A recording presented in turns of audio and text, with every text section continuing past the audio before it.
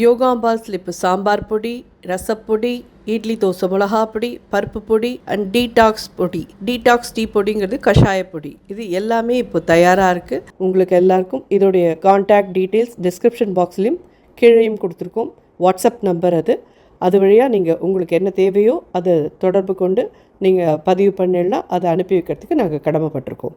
வணக்கம், நான் உங்கள் அபிமான யோகாம்பால் சுந்தர்.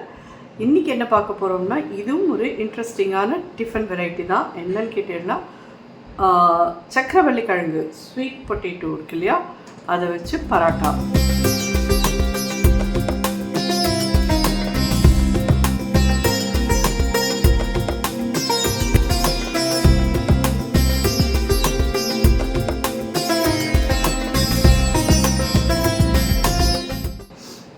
இது ஸ்டஃப் பண்ணலை, மாவோடையே சேர்த்து பிசையணும். மாவு நான் எந்த அளவுக்கு எடுத்துட்டுருக்கேன்னா, இந்த மாதிரி கிளாஸ் கப் இருக்கிறதெல்லாம் யூஸ்வலி நான் எடுத்துப்பேன். இதால் 2 கப் மாவு எடுத்துட்டுருக்கேன்.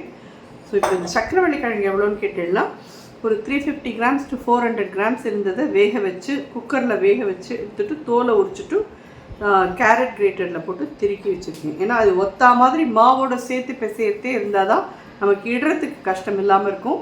அதனால் நல்லா ஒரு 2-3 விசில் கொடுத்து வாங்கிட்டு தோலை உரிச்சு 2 விசில் கொடுங்க போகிறோம். 2 தான் நானும் கொடுத்தேன். தோலை உரிச்சிட்டு நல்லா ஆறின அப்புறமா அது வந்து கேரட் கிரேட்டரில் கிரேட் பண்ணிட்டுல இந்த மாதிரி ஆகிடும்.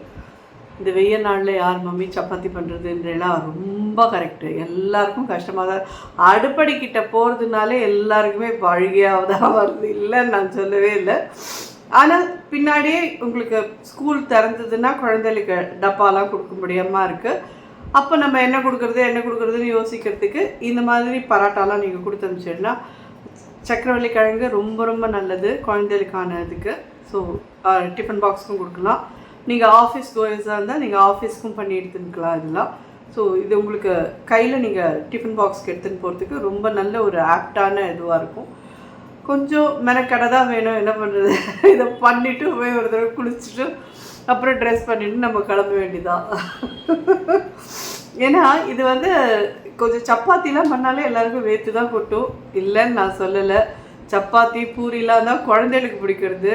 ஸோ பெரிய நமக்குமே அதான் பிடிக்கிறது, இல்லைன்னு சொல்கிறதுக்கு இல்லை. வெயில் அசாத்தியமாக இருக்குது, ஒன்றும் பண்ணுறதுக்கே இல்லை. எல்லோரும் நிறைய வீடியோவில் சொல்லியிருக்க மாதிரி நம்மளால் பல நாள் பாவம் பொறுக்க முடியுது. ஏன்னா ஏசியை போட்டுட்டு ஹாட்டு இருந்துடுறோம். ஒரு நாள் புண்ணியம் அடித்து மழை பெஞ்சுது, நம்ம தொலைஞ்சோம்.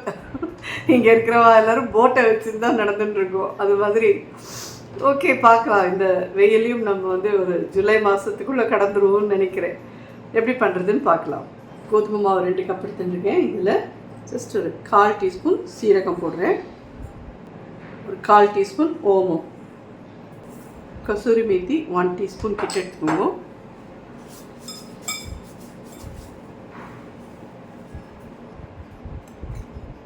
காரப்பொடி ஒரு 3/4 டீஸ்பூன் கிட்ட போடுறேன் நான். இது ஆம்ச்சூர் பொடி ஒரு 1/2 டீஸ்பூன் கிட்ட போடுறேன். கரம் மசாலா பொடி ஒரு 1/4 டீஸ்பூன், மஞ்சள் பொடி ஒரு 1/4 டீஸ்பூன், உப்பு ஒரு 1/2 டீஸ்பூன், எண்ணெய்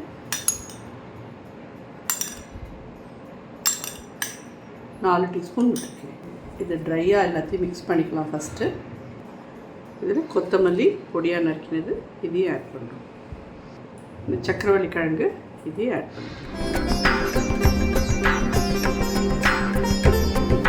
முதல்ல சக்கரவள்ளி கிழங்குல இருக்க ஈரத்துலேயே இதை பிசைஞ்சிடலாம். அப்புறமா கொஞ்சம் தண்ணி வேணுன்னா விட்டுக்கலாம். ஸோ கொஞ்சோண்டு மிச்சம் வச்சுருந்தேன் இல்லையா, இதையும் இதில் ஆட் பண்ணிடுறேன்.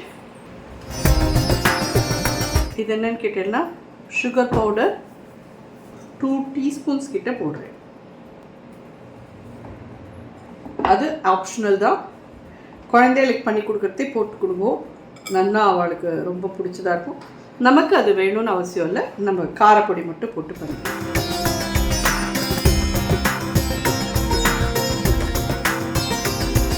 ஸோ இந்த மாதிரி பார்த்தீங்கன்னா சாஃப்டாக இது பிசைஞ்சு வச்சுட்டேன்னா ஒரு 10 நிமிஷம் அதுக்கு ரெஸ்ட் கொடுங்க. அதுக்கப்புறமா இதை நம்ம ஹிட்டு பண்ணிடலாம். யூஸ்வலாக நம்ம எடுத்துக்கிறத விட கொஞ்சம் கனமாக மாவு எடுத்துக்கோங்க நிறையா. நல்ல கையால் 2 உள்ளங்கையிலையும் வச்சு இது மாதிரி அழுத்தி இது பண்ணிடலாம்.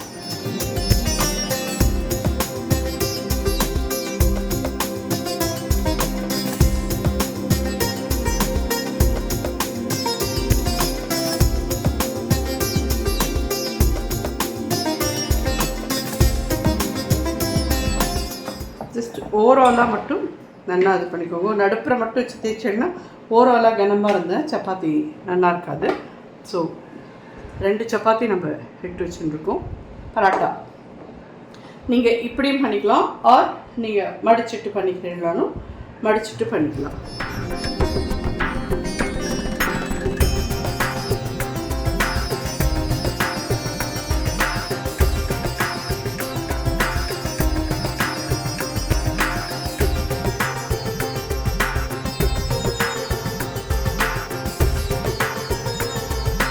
இந்த மாதிரி மடிச்சுட்டு பண்ணிக்கலாம். இந்த அளவு திக்னஸ் இருந்தால் போதும். ரொம்ப திக்காகவும் இல்லாத ரொம்ப தின்னாகவும் இல்லாமல் பண்ணிக்கணும். பட் அந்த கோதுமை மாவோட அந்த சக்கரவள்ளி கிழங்கு நல்லா வெந்தது செய்கிறதே சாஃப்டாக இருக்கும். சப்பாத்தியும் உங்களுக்கு ரொம்ப ரொம்ப நல்லாயிருக்கும். நீங்கள் கையிலலாம் எடுத்துன்னு பொரிச்செல்லாம் ரொம்ப சாஃப்டாக, அதுலேயே மசாலா இல்லாமல் இருக்குது. எதுவுமே தேவைன்னு உங்களுக்கு அவசியமே இல்லை. வெறும் தயிர் இருந்தால் கூட போதும். ஆர் சில பேருக்கு வேணும்னா ஊறுகாய் தொட்டுன்னு சாப்பிடலாம். இதுக்கு எது, ஏன்னா ஆம்ச்சூர் பொடியெலாம் போட்டுக்கிறதுனால அதுலேயே ஒரு புளிப்பு டேஸ்ட் இருக்கும். சுகர் போட்டுக்கிறதுனால ஒரு இனிப்பு டேஸ்ட் இருக்கும். சக்கரவள்ளி கிழங்குக்கே உண்டான ஒரு இனிப்பு இருக்கும். எல்லாமே மிக்ஸ்டாக இருக்கும். இது ஃபுல் ஹோல் மீல் இது. ஸோ எல்லாருக்குமே இது ரொம்ப பிடிக்கும். கண்டிப்பாக ட்ரை பண்ணுங்க. இது ஸ்டஃப் பராட்டா கிடையாது. நம்ம யூஸ்வலி உருளைக்கிழங்கு பராட்டா பண்ணுறோன்னா அதை மசால் மாதிரி பண்ணி அது ஸ்டஃப் பண்ணி நம்ம பராட்டா பண்ணுவோம். இது மாவோடையே சேர்த்து போட்டு பிசைஞ்சிருக்கும். ஸோ இது ஸ்வீட் பொட்டேட்டோ பராட்டா ரொம்ப டிஃப்ரெண்ட்டாக இருக்கும். நிச்சயமாக பாருங்கள் எல்லாரும். அதேமாதிரி எப்பயுமே நான் சொல்லியிருக்கிற மாதிரி ஒரு சப்பாத்தி திருப்பி திருப்பி திருப்பி திருப்பி போடாதீங்க. இது ஒரு தடவை போட்டேன். இது ஒரு 2 மினிட்ஸ் கிட்ட வெயிட் பண்ணுங்க. அட்லீஸ்ட் ஒரு 1 மினிட் வெயிட் பண்ணுங்க. அதுக்கப்புறமா மேலெல்லாமும் நம்ம போட்டு அந்த பச்சையாக இருக்கிற கலர் மாதிரி இருக்குது, தெரியுறதா? அப்புறம் இதை திருப்பிக்கலாம். நான் நெய் தடவிருக்கேன். உங்களுக்கு நெய் வேண்டாம் அப்படிங்கிறவா எண்ணெய் தடவி பண்ணிக்கிறேன்லாம் பண்ணிக்கோங்க. இதில் இந்த சைடில் பபிள்ஸ் வர ஆரம்பிக்கும். அதுக்கப்புறம் இந்த பக்கம் டர்ன் பண்ணலாம். டோட்டலி 4 தடவை திருப்பினேன்னா போதும். ரொம்ப திருப்பிகிட்டே இருந்தீங்கன்னா வடக்குன்னு ஆகும். தெரியுறதா? இங்கே இந்த மாதிரி பபிள்ஸ் உப்பி வருது.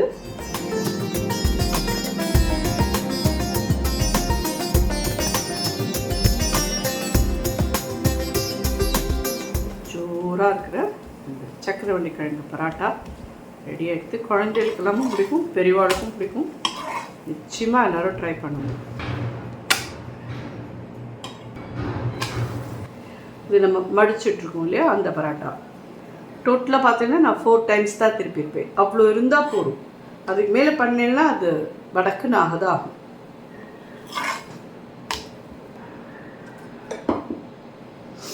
நல்ல வாசனையாகவும் இருக்குது.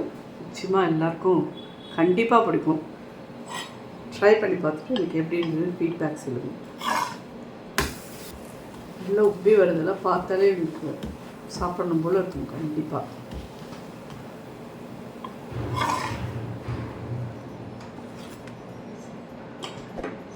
ஜோரான சக்கரவள்ளி கிழங்கு பராட்டா தயார்.